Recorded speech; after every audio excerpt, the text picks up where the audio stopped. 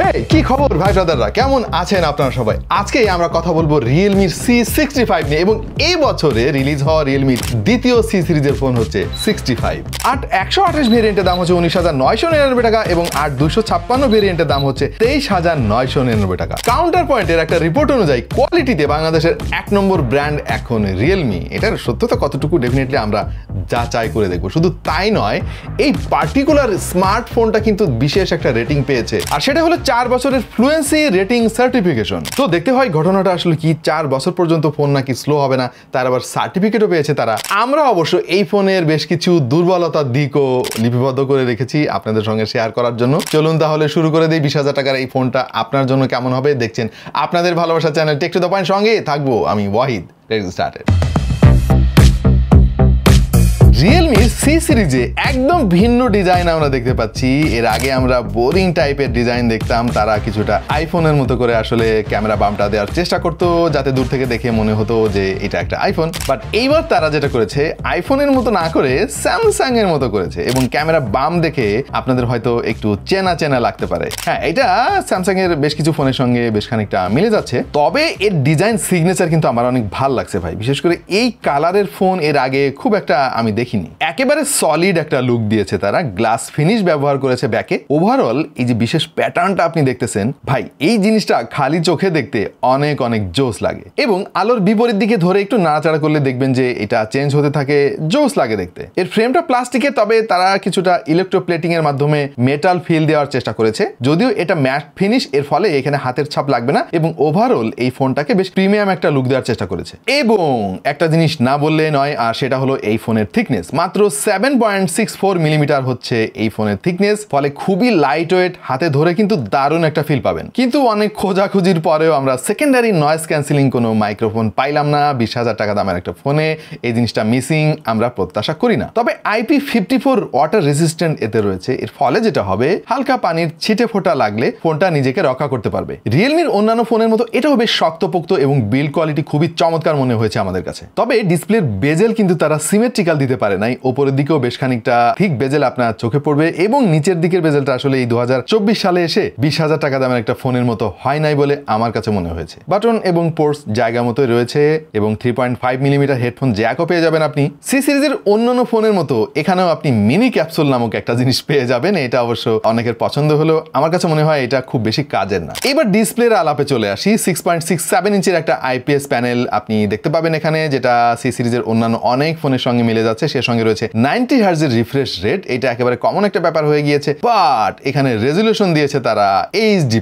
এখানে এই গন্ডগোলটা শুরু হয়েছে, কারণ HD+ রেজুলেশনে 90 হার্জটা আসলে খুব একটা ভালো কাজ করে না। একটা ফোনের দাম 20,000 টাকা, সেখানে আমরা ফুল HD ডিসপ্লে তো প্রত্যাশা করতেই পারি, তাই না? সেই সঙ্গে এই ডিসপ্লের ব্রাইটনেসও আমাদের কাছে আশানুরূপ মনে হয় নাই, কারণ মাত্র 625 নিট হচ্ছে এর পিক ব্রাইটনেস। তবে লো ব্লু লাইটের উপরে তাদের 4 বছরের TUV রেইনল্যান্ডের একটা সার্টিফিকেশন রয়েছে, যেটা আপনার চোখের ক্ষতি কম করবে বলে রিয়েলমি দাবি করছে। ব্রাইটনেস কম থাকার কারণে ডে লাইটে এটার ভিজিবিলিটি নিয়ে খুব একটা খুশি হতে পারি না, যদিও ইনডোর কন্ডিশনে খুব একটা অসুবিধা আপনার হবে না। বেশ বড় সড়ো একটা ডিসপ্লে, এর ফলে বেশ ভালো মাল্টিমিডিয়া এক্সপেরিয়েন্স পাবেন। এটার ভিউইং অ্যাঙ্গেল আমাদের কাছে ঠিকঠাক মনে হয়েছে যদিও, এবং টাচ রেসপন্সিভনেসও বেশ ভালোই পেয়েছি আমাদের টেস্টিং এ। এবার চলেন আসল আলাপে আসি, আর সেটা হচ্ছে এটার হার্ডওয়্যার। Helio G85 প্রসেসর তারা ব্যবহার করেছে এবং আমার কাছে মনে হয় যে 20,000 টাকা প্রাইস সেগমেন্টে আরেকটু বেটার চিপসেট দেওয়া যেত। G99 আসলে আমরা প্রত্যাশা করতেই পারি, কারণ মার্কেটের অনেক ফোনে আমরা দেখেছি অ্যামোলেড ডিসপ্লে দিয়ে G99 প্রসেসর দিয়ে 17-18,000 টাকা দামের অফিসিয়াল ফোনও কিন্তু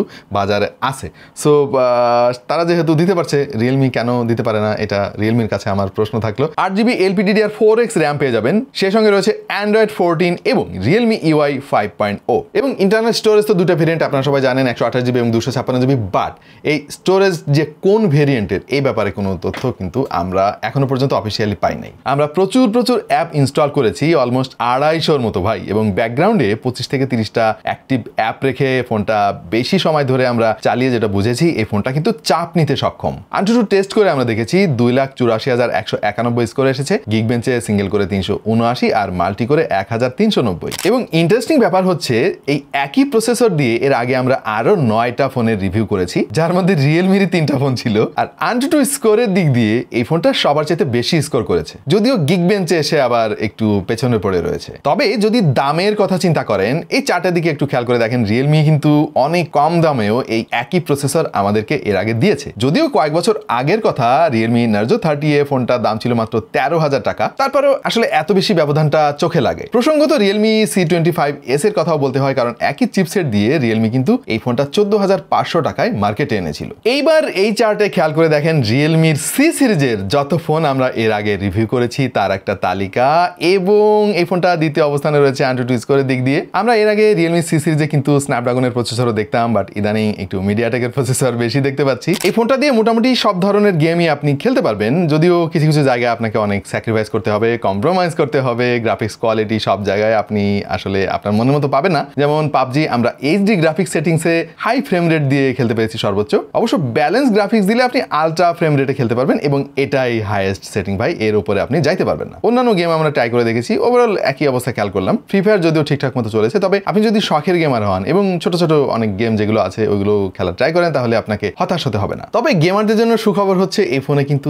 জাইরোস্কোপ দিয়েছে তারা, যেটা তাদের অনেক মডেলে আমরা দেখি নাই। সো জাইরোস্কোপ থাকলে যেটা হবে, কন্ট্রোলিংটা আর একটু বেটার পাবেন আপনি। ক্যামেরা নিয়ে আলাপ করে ফেলি। 50 মেগাপিক্সেলের মেইন সেন্সর তারা দিয়েছে এখানে, আর 8 মেগাপিক্সেলের একটা সেলফি শুটার দিয়েছে। নেই কোনো আলট্রা ওয়াইড সেন্সর, এবং এটার ছবির কোয়ালিটি অন্যান্য রিয়েলমি সি সিরিজের ফোনের মতোই। ডিটেইলের ঘাটতি খেয়াল করবেন আপনি, এবং ডাইনামিক রেঞ্জ নিয়ে একটু কমপ্লেন রয়েছে আমার। তবে পজিটিভ ব্যাপার হচ্ছে কালার এক্সট্রা স্যাচুরেটেড করে ফেলে না, ফলে বেশ ন্যাচারাল লাগে দেখতে। যদিও শ্যাডো এরিয়াগুলো কিন্তু আসলে খুব একটা বেশি এক্সপোজ করতে পারে না, এর ফলে একটু ডার্কিশ লাগে, কন্ট্রাস্ট একটু বেশি লাগে, এবং এতে যে ডিজিটাল জুম তারা দিয়েছে আসলে এটা খুব একটা কাজের না, প্রচুর নয়েজ চলে আসে। ওভারঅল অন্যান্য এন্ট্রি লেভেলের স্মার্টফোনের মতো এটাও কিন্তু লো লাইটে খুব একটা ভালো ছবি তুলতে পারে না, অন্তত আমাদের টেস্টিং এর রেজাল্ট সেটাই বলছে। তবে এর সেলফি ফটোগ্রাফি কিন্তু আমার কাছে অতটা খারাপ লাগে নাই, বিশেষ করে 8 মেগাপিক্সেল শুনে আমার কাছে একটু খারাপ লেগেছিল, বাট ছবির কোয়ালিটি দেখে যথেষ্ট ইমপ্রেসিভ মনে হয়েছে। পোর্ট্রেট ফটোগ্রাফি রেজাল্ট আমরা এভারেজ পেয়েছি, খুব একটা ভালো বলা যাচ্ছে না, খারাপও বলা যাচ্ছে না, মানে এটা ডিপেন্ড করবে আপনার কন্ডিশনের উপরে। খুব বেশি কমপ্লেক্স হলে আসলে এটা একটু স্ট্রাগল করে মাঝে মাঝে সাবজেক্ট সেপারেট করতে গিয়ে। ভিডিও করা যাবে সর্বোচ্চ 1080p রেজুলেশনে 30 fps এ, 60 fps এর কোনো অপশন নাই, 2K বা 4K রেকর্ডের কোনো সুযোগ নাই। তাছাড়া এর ভিডিওগ্রাফিতে কোনো স্টাবিলাইজেশনের ব্যাপার নাই, EIS তো নাই, OS তো দূর কি বাত, ফলে খুবই শেকি ইমেজ কোয়ালিটি পাবেন। সো এই জায়গায় রিয়েলমির আরেকটু নজর দেওয়া উচিত বলে আমার কাছে মনে হয়েছে। তবে এই ফোনের একটা জিনিস নিয়ে কিন্তু আমার কোনো কমপ্লেন নেই, সেটা হচ্ছে ব্যাটারি। 5000 mAh এর ব্যাটারি এখন তো সব ফোনেই ব্যবহার করা হচ্ছে, কম দাম বেশি দাম, কিন্তু সি সিরিজের ফোনে 45 ওয়াটের চার্জ, এটা ভাবা যায়? সেটাই করেছে এবার রিয়েলমি। মানে সি সিরিজে তাদের যত ফোন ছিল তার মধ্যে সবচাইতে বেশি চার্জিং স্পিড হচ্ছে এই ফোনের, এবং এটার ব্যাকআপও কিন্তু খুব একটা খারাপ না। আপনি যদি নর্মাল ইউজার হন তাহলে 1.5 দিন খুব ভালোভাবে পার করতে পারবেন, আর 45 ওয়াট হওয়াতে খুবই দ্রুত আপনি ফোনটা চার্জ করতে পারবেন। তবে একটা ইস্যু আমরা খেয়াল করেছি এর সাইড মাউন্টেড ফিঙ্গারপ্রিন্ট সেন্সর নিয়ে, কারণ আমাদের টেস্টিংয়ে মনে হয়েছে এটা যথেষ্ট স্লো।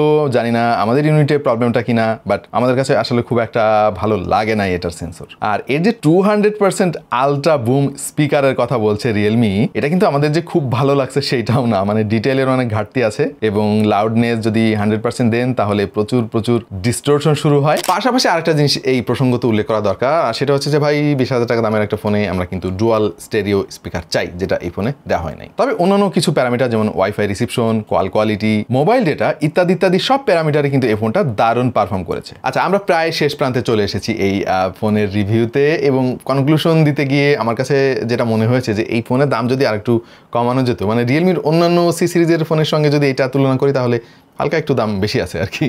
আমার দৃষ্টিতে এটা দাম যদি 17,000 টাকার আশেপাশে রাখা হতো তাহলে একদম জোস একটা প্যাকেজ হতো। আর দুটা অবজারভেশন, সেটা হচ্ছে যে ভাই 128GB ভেরিয়েন্টের দাম আপনারা দিয়েছেন হচ্ছে প্রায় 20,000 টাকা, কিন্তু 256GB ভেরিয়েন্টের দাম 4,000 টাকা বেশি কেন ভাই? এই সামান্য একটু মেমোরির জন্য 4,000 টাকা অনেক বেশি ভাই। একটা মেমোরি কার্ডের দাম কিন্তু 500 টাকা, সেখানে ঠিক আছে ইন্টারনাল স্টোরেজ দিয়েছেন, কিন্তু 4,000 টাকা তাই বলে? ঠিক আছে 1,000 টাকা বেশি নিতেন, 2,000 বেশি নিতেন, 4,000 একটু বেশি মনে হচ্ছে আমার কাছে।